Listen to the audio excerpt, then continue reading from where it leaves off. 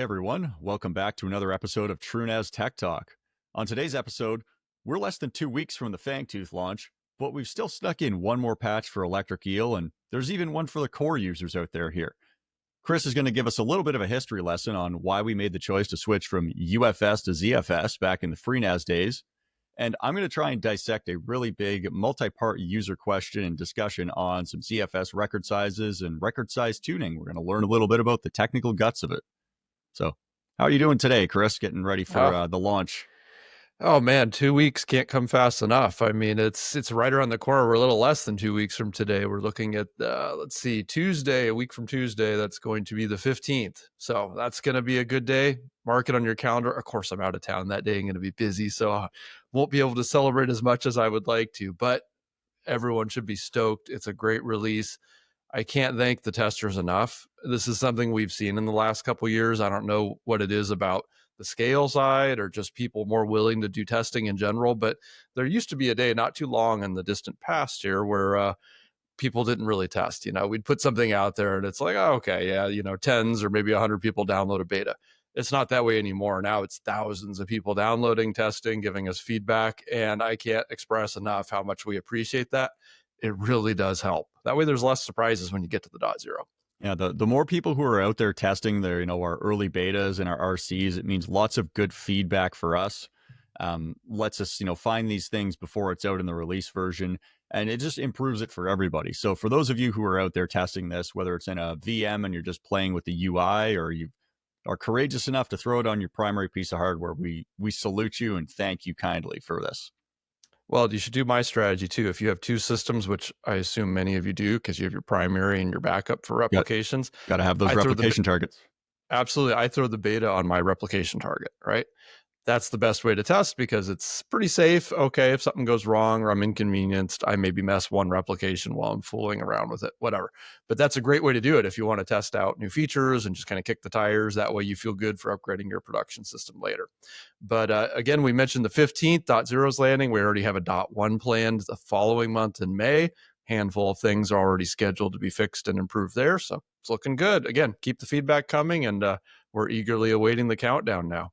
Yeah, get those F5 buttons warmed up again, folks. You people are crazy. Some of you pick up that update, literally it's funny. I can watch the sync happening here, and within seconds, sometimes I'm seeing people on the forums or in the chat like, "Ooh, it's updates live. You guys are great. Everybody go get it now." That's right. Yeah. It's good to see that kind of enthusiasm. So keep it up. Absolutely. Speaking of releases, though, we had another one happen this week. Yeah, let's talk about the hotfix. Yeah, this is a hotfix for Electric Eel, and actually a 13.3, I believe, is going to be having a fix in the coming weeks. This one fixes a very strange little edge case here where block clone and device removal have sort of an unexpected interaction. So this one's kind of a little bit important if you think you might ever leverage this sort of device removal thing. Now, note that that's not possible with RAID Z setups. We know we see a huge number of people in the community. They use RAID Z for that sort of better space efficiency. But for those of you who might leverage that device removal feature, that's where you actually permanently shrink the size of a pool that uses mirrors. Please make sure you're going to update right away if you think you might do this in the future. I think at the moment you're safe as long as you're not taking that action prior to doing the upgrade. So if you plan on doing a device removal, apply the update first, please, by all means. Yeah, note that this doesn't apply if you're doing disk replacements or things like that. It's only if you're looking to use that kind of feature that was introduced. I don't think it was that long ago, Chris, that lets you actually shrink the total size of a pool of mirror VDEVs.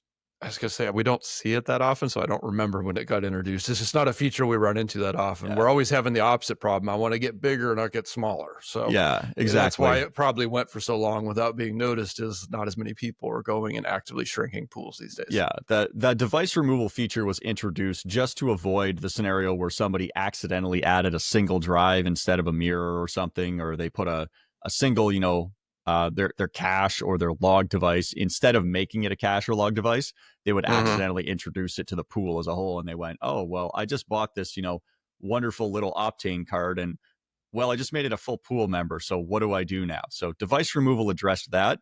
But again, this is just a one of those really strange edge case interactions that it's hard to spot. It's not something that's very common at all. But if you do think you might potentially use device removal in the future, or even if you just want to be really proactive, it's a very small hot fix. Grab it in there and get it going. Absolutely. And as you mentioned too, there's going to be a hotfix coming out for 13.3 as well here in the coming weeks. We expect that to drop sometime after the Fangtooth.0 on the 15th. So stay tuned for that. But related notice, this is probably a good time to mention it. We're expecting this really to be the last update we push out for 13.3. It's already showing some signs of being very difficult to build. Some of the upstream breakage is already happening. And also, we don't really see a lot of people running it. Honestly, it's far below 1% of the total install base. It's a fraction of a percent, which is, again, not a lot of users left on it. We would encourage anybody who's on that release, first of all, get the update soon if you think you might be in the device removal camp, but then start thinking about your migration path over to the community edition, whether that's the real stable Electric Eel, or if you want to wait and jump on Fangtooth in the coming months, that's cool as well. But again, this should be the last update we push out for 13.3 if all goes according to plan. Yeah, the addition of the containers in Fangtooth is going to help a lot of those. I know I've seen some community tutorials talking about here's how you're going to be able to move from core to Fangtooth, and just kind of they keep your data sets in a jail and find a way to neatly migrate to a container Linux-based solution. Obviously, there's challenges when you're coming from a FreeBSD-based jail to a Linux-based container, but I've seen a lot of people say they did a little bit of time. They set aside a day or two to migrate all their containers, and they said, things seem to be working just fine. I'm pretty happy with it. It seems like the same low overhead they were used to. So everybody's, pretty content with that. And like you said, Chris, the 13.3 users, it's a very small portion, but we didn't want to forget about you, certainly. Absolutely, especially when there's an issue like this that could mess up the pools when you're doing device removal. So we're going to treat you right. We'll get that last fix out and get it in the wild. But just speaking from experience, hey, I made the transition too. If you're coming from jails and you just kind of have that muscle memory of how to use the PKG command and use the port tree and all that, it's not as scary as it sounds. Come on, like moving over to Debian and just replacing PKG with apt was like kind of like, oh, after 20 minutes, I just had replaced the muscle memory and just knew what to do. So speaking from personal experience, it was nowhere near as bad as I feared. Yes, you have to do a little bit of transition, but once it's done, it just kind of works and you keep on rolling. Yeah, I've mostly gotten rid of auto typing commands for ZFS that worked in core, and I think it's been a little over 2 years now that I've sort of switched to scale as sort of my primary TrueNAS system. So it's those commands are sticking in there nicely in my head now, which is good. Absolutely. There's always an analog. So use your Google Foo or ask AI if you can't remember the syntax of a command. It'll be happy to help. Yeah. Just make sure you check what it's telling you to type in first. Absolutely, yes. Yeah. All right. Well, talking about 2504 again for a second, I'm afraid I have a little bit of bad news for those of you who are graphics geeks like myself. This one kind of pains me a little.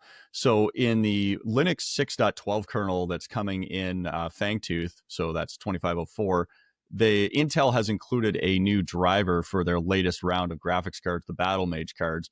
And as a Battlemage owner, I was really hoping that we would be able to have full support for these GPUs in Fangtooth, but it looks like we may not be able to have a stable enough driver to really get it endorsed until there's maybe even a couple more kernel versions under the belt.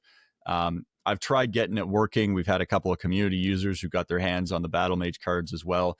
And we're really having things, it's being challenges even doing something as simple as decoding video, which I know is a really big use case for those A-series art cards, especially the little A310, the low profile ones. They, sip just 20 to 25 watts. They were compact. They fit in just about everything.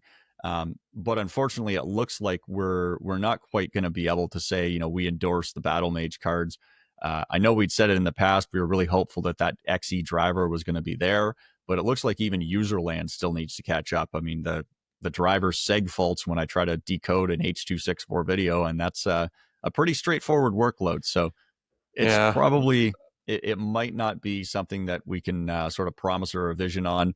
It is one of those risks of embracing that latest cutting edge hardware.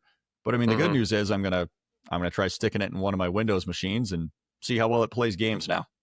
Yeah, absolutely. Again, it is a bit of a bummer. That's one of those things I wanted to land as well. And it's a bit of a shame that they couldn't make it into this year's LTS. That's kind of a miss, I think. I don't know who's pushing hard on the driver part over on the Intel side, but that does sting a bit, especially if you're having to wait now for potentially 6.15 or 6.16 or some kernel that hasn't dropped yet or won't still for many, many months. So a bit of a shame, but of course we'll keep an eye on it in the background, and you'll hear it here once we do have a place in the right setup on userland and kernel where it's stable and you can effectively use those Battlemage cards, which I wanted to jump on that camp too, Chris, but now I'll be waiting. So Absolutely. Well, a little bit more disappointing news for you is I've heard they've canceled their big Battlemage, the 24 gig VRAM. I did. I heard. That's annoying. Unfortunately, no big Battlemage for you, but I did spot some hints at the XE3, the Celestial, so the next series of GPUs when I was spelunking around in the source code trying to compile things from source to make my Battlemage card work. I saw a bunch of references to XE3, so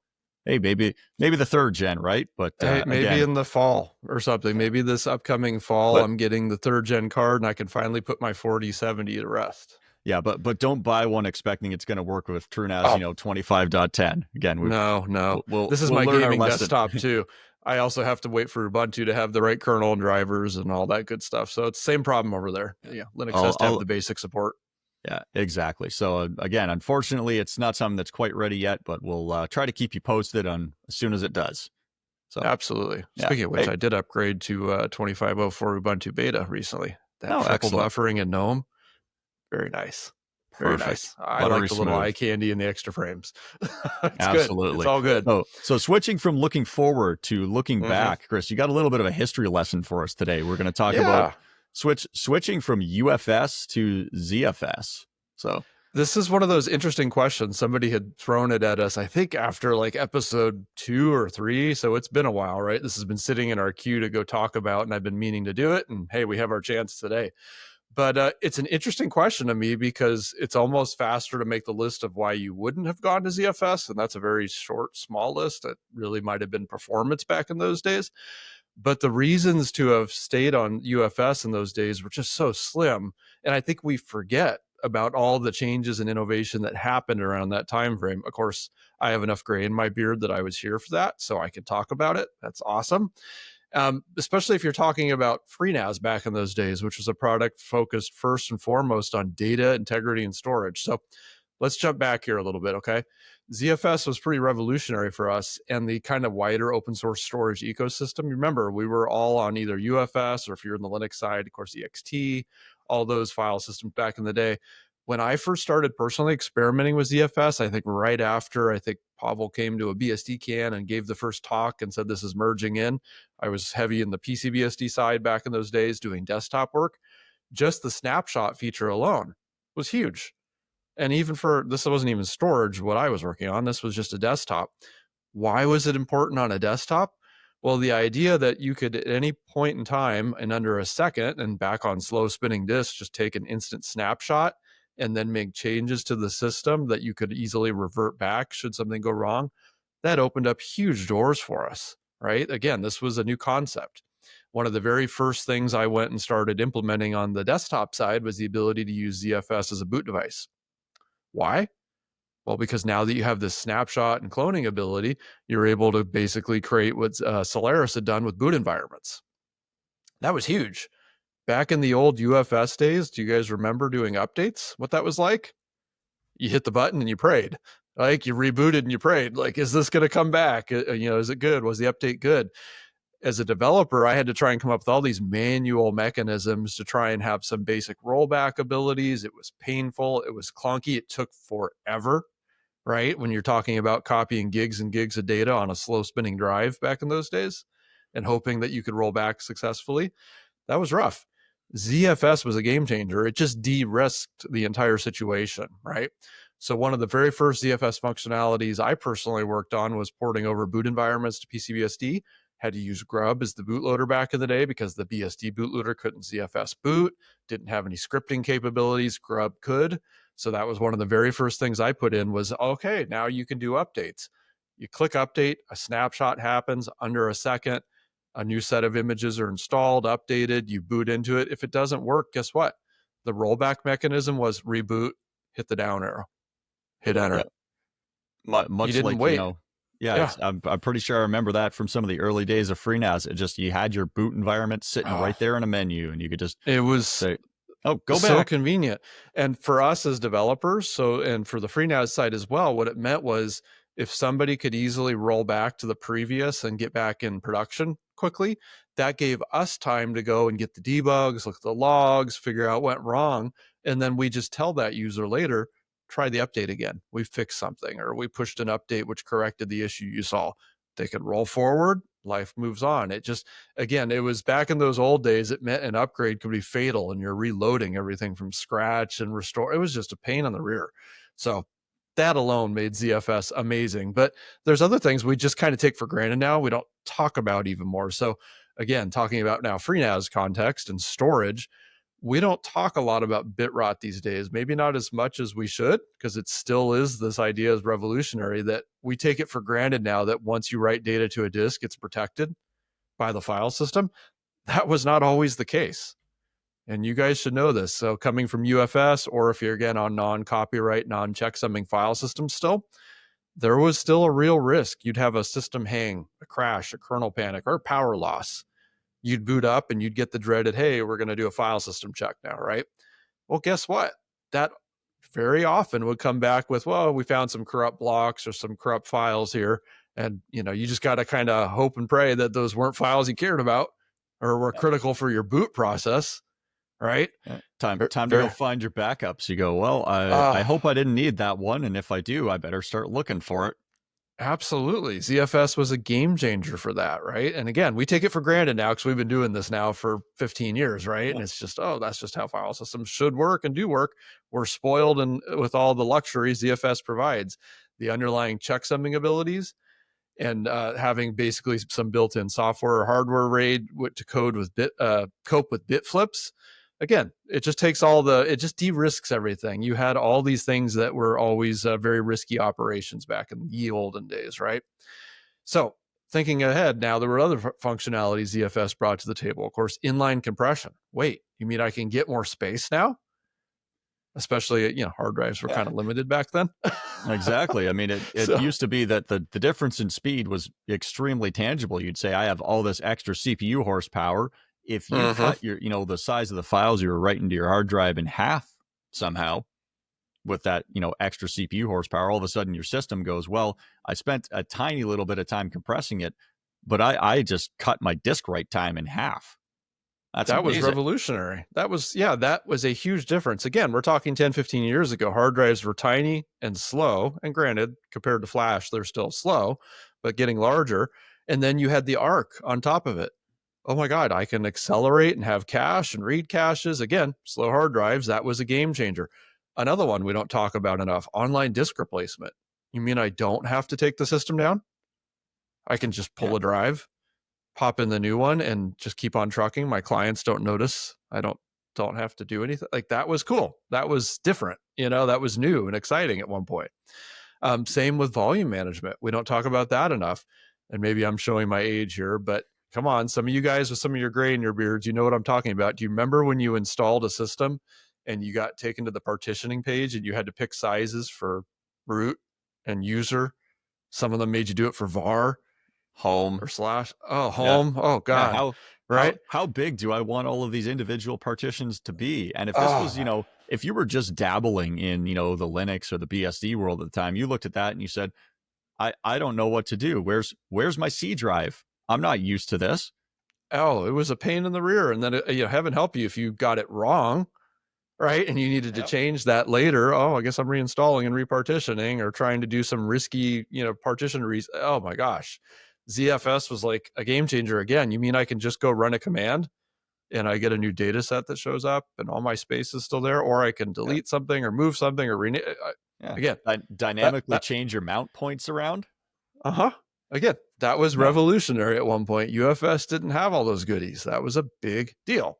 So again, the list of reasons to jump to ZFS, especially in the FreeNAS world, and I would argue on desktops and other environments too, the list was long of benefits that it brought to the table. And, we're just scratching the surface here. You could go down the list. I'm sure there's a bunch of other things you're probably screaming at your screen now going, oh, what about this and that? And I'm just not thinking of it at the moment. But you're right. Again, it was a game changer. It was a big deal.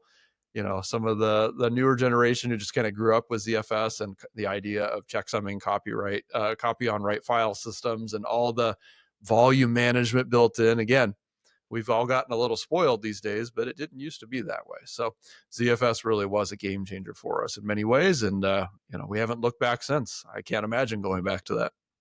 Yeah, like I said, I won't be using anything else for storing my files, because you said you've been doing ZFS for 15 years, and that pretty much ties in with the last time I had any kind of data loss or corruption in my personal system was about 15 years ago, and that was before I put ZFS into play. Absolutely. Yeah. So again, it was a good change. You're welcome to go back if you're a data historian or you're interested in computer science. Go back and look at some of those old file systems. And even when journaling was first added, that was a big deal. So you could get through your F6 faster.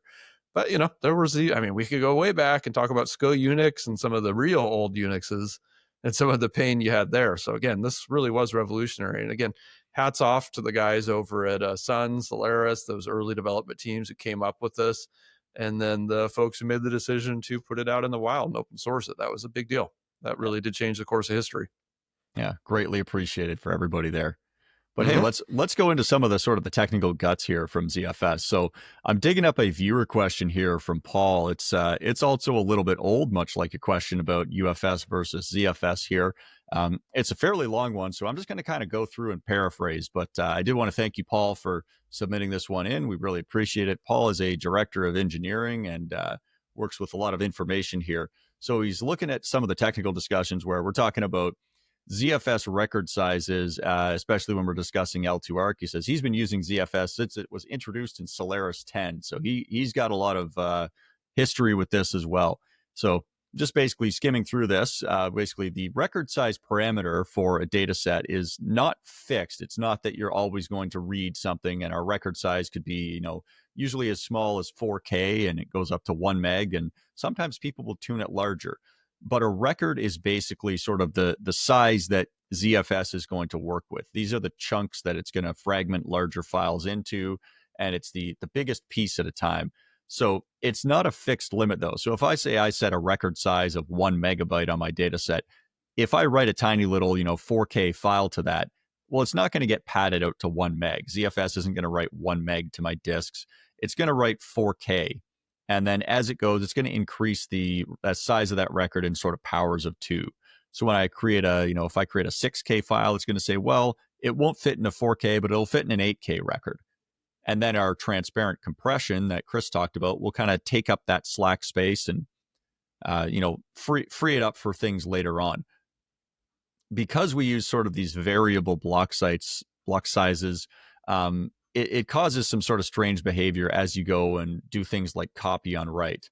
So, for example, if you have a 4 megabyte file and you wanted to write, or you're going to rewrite some data in the middle, if you take that 4 megabyte file and it was chopped up into 128K sections, because you're using that default record size in ZFS and TrueNAS, it's 128K. If you want to rewrite 512 in the middle of that, as long as you're writing on sort of the aligned entry to one of those 128K records, you're only going to rewrite those pieces in the middle. It's going to pick up, 4 of those 128K blocks. It's going to rewrite them, and then it's going to put them into new blocks. The copy on write behavior, especially if you've got snapshots in place, will say, don't overwrite the previous ones, write 4 new records, and then just change, your pointers in the file system, all the block pointers, all the way up to the top of the tree for the Uber block. So they'll be updated to point to the new block. If you have your data that's smaller than a record size, you can get sort of that same behavior. If, for example, we have a 128K record and you've got a 64K text file, if you take that file and you modify it, but you don't grow it, you say, I'm just going to change a few letters in the middle. What's going to happen is it's going to pick up that 64K record, and it is going to have to rewrite the whole record. It's only going to change the pieces in the middle, but it's going to set it back into a 64K record. It's not going to say, oh, you changed 1K, we have to pad it and put a new one. If that file was in a snapshot, what it's going to do is say, well, that 64K file, the previous version stays intact. We're writing a new 64K record inside there. it's not going to just write I don't believe it writes like a 1K padding block for a snapshot. It's going to say this was a record. I work in the level of records. So this record in the current version, it's there in the snapshot, but the live version is updated with a new 64K record. So that's what we talk about when we're talking about things like read, modify, write cycles. When we say, for those of you who are using NFS and you're backing up like hypervisors or volumes like that, if you're connecting in like your outside KVM hypervisor, if you put this as a 1 meg record size, then by the time you've written a big virtual disk for, say, you do a Linux install, it was 4 or 5 gigs. Well, that virtual disk is now in 1 meg chunks. So every time you want to update a little 4K chunk inside that 1 meg, you've got to read that whole meg if it's not already in your ARC. You got to change that 4K, and then you're writing back 1 meg to your disks. If you use a smaller record size, so say 32K, for example, you only have to do that read, modify, and then write. Again, you're writing a new block. You're not overwriting in place, but you're still doing a read, a modify, and then a write of a new block. You're doing less data. ZFS does its best to sort of really aggregate things all together and say, hey, if you put a bunch of small writes, we'll pack them together as best as possible and try to do it as part of those transaction groups, which is a whole different section that I could go on about transaction group behavior and how long those queue up. It used to be, 30 seconds it would take in the very early days of ZFS. You would cache, up to 30 seconds of writes before it could potentially trip that line to say that's enough. It's going to flush the whole thing to disk. That would sometimes end up with people going, hey, this is stalling out, because you would capture 30 seconds of writes. You'd have to flush 30 seconds to writes to disk. That could take a while. So that got reduced down to 5 seconds. And then even more so in our changes. Yeah, Chris, you want to chime in here? So, Chris, now somebody's going to say, well, why don't we just make everything 1K blocks or 4K blocks? Like, what's the downside of doing that? I'm sure there is one, right? Yeah, it's the metadata overhead and the throughput. Because if you're chopping things down into 4K blocks, for example, by default, our minimum allocation size for our ZFS pools is 4K. That has to do with that the A shift parameter, it's called. So if you're only able to write 4K at a time to a disk, you're sending far more write operations to the disk. You're saying, hey, if I want to write 128K to a spinning hard drive, I want to tell it, hey, I want this as one operation. It's 128K. Spinning drives are good at that kind of sequential writing. So if instead of 128K block, you say, hey, I need to write 32 4K blocks, well, you've got 32 times the metadata, 32 times the overhead and memory to manipulate that, and 32 individual please write this operations to that poor spinning disk. And maybe those might land up in different places. You also get challenges like, hey, if that 4K compressed at all, well, the minimum we can write is still 4K. So you're going to lose all of those benefits of compression. We'll sometimes see that where somebody says, hey, I'm not getting a fantastic compression ratio on my data. What's your record size? Oh, I set it to 8K because this thing, said it preferred 8K. Well, if you turn it up to 16K, for example, they'll often find that it, maybe they get that shrink down and it says, okay, we got it from 16K. We got it under the 12K barrier. So now we only need to write 3 of these individual 4K units instead of 4 of them. And they start actually seeing savings from compression. So record size tuning is definitely one of those things where it's probably like I could do a full episode. I'd probably need charts and things. So for those who are listening to this audio only on our Spotify or hopefully another format in the near future, you might miss out on it. This is one of those things where, like you said, Chris, I could probably do an hour-long presentation on this is a conference talk. Honestly, it's a conference talk. It's an hour long. There's 50 slides. You're going into the black magic of here's how you think about it. Here's how you size. Here's how you tune for the best performance. And again, there's a lot of variability there too. Because what's your workload as well? It's about tuning for that. Exactly. If you're doing like backup jobs, you don't want a tiny little record size, because your backup jobs are going to come in. They're going to be big sequential writes. If you're managing, media files, if you're doing video editing, you probably are working with files that measure in multiple gigabytes at a minimum. So you don't want to be trying to slice those multi-gig files up into little 4K chunks. It's just going to cause you a bunch of pain, and you're not going to get the performance you want out of it. Then you have to do a special section on dedupability and all that too. So again, that's a good conference talk, or we should just do a full episode on just that at some point. Yeah. That's a fascinating topic, although I could see a few people might have their eyes glaze over by the end because it is pretty in the weeds. That's all right. I'll put, That's a good thing. That's why chapter markers exist in YouTube videos, right? Absolutely. So if you want to jump straight to it and learn about it, and hopefully I haven't misspoken too many times, you can call me out with timestamps in the comments if you think I'm wrong, or if you want me to go more in depth into something. Happy to do that. That sounds great. We'll have to get that scheduled. Future episode fodder. That sounds good. Absolutely. So next up here, Chris, we have a community thread, something that popped up on Reddit about how cooked am I? I love that title. First of all, what a way to get somebody's attention. Yeah, it was definitely a pretty popular thread, and we don't say this to call that poor Reddit user out, but you were a little cooked in here because that that first image is showing hundreds of thousands of errors on drives, some of them.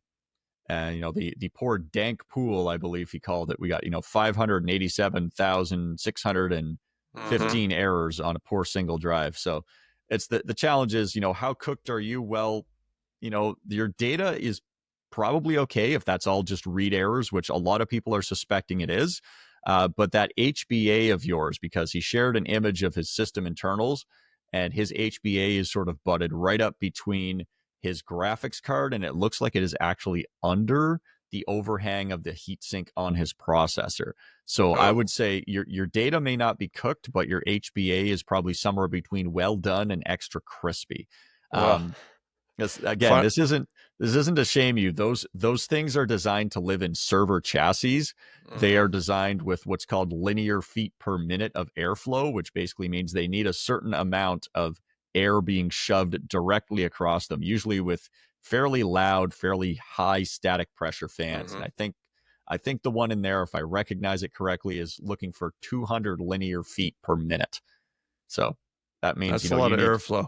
That's a good deal of airflow. So it's usually a matter. Sometimes we'll see people recommend things like they'll 3D print a bracket to fit a 40 mil fan on there. They will overhang an 80 mil fan over top of their PCIe slots, or they'll do some sort of blower rig.